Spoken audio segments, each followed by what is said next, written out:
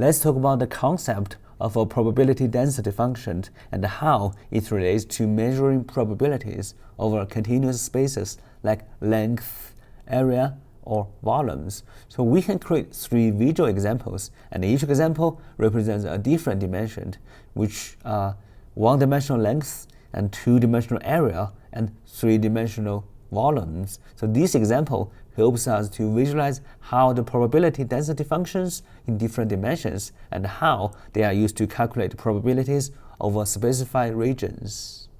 Unlike a probability mass function, which assigns probabilities to discrete outcomes, a probability density function is used to describe the likelihood of a random variable which falling within a different interval in a continuous space.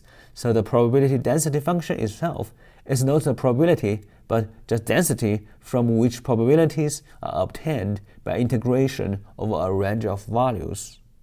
In different dimensional spaces, density can be allotted to 1-dimensional length, 2-dimensional areas, or 3-dimensional volumes. So we try to find the probability of observing a value in a specific interval, region, or volumes. So we have to multiply the density by the size, which is length, area, or volume of that region. Let's look at the 1-dimensional length, which is a normal distribution as a function of length.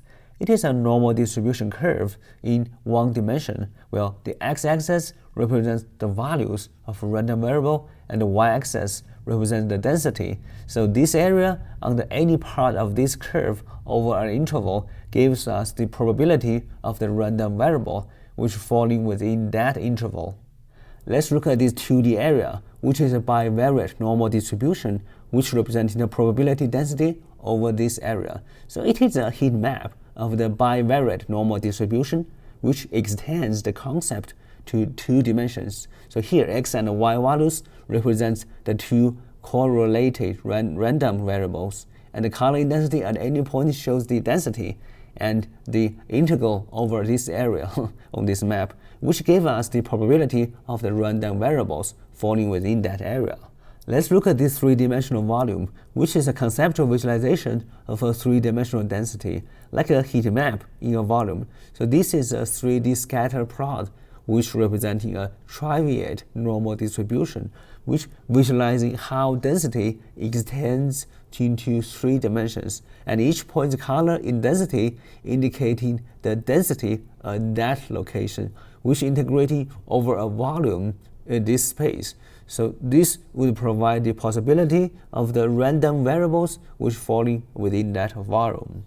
This visualization emphasizes that the probability density function itself is not probability. Instead, it indicates how dense the probability is distributed across different values. So probabilities are derived by integrating the density across a range of 1-dimensional values, 2-dimensional area, or 3-dimensional volume.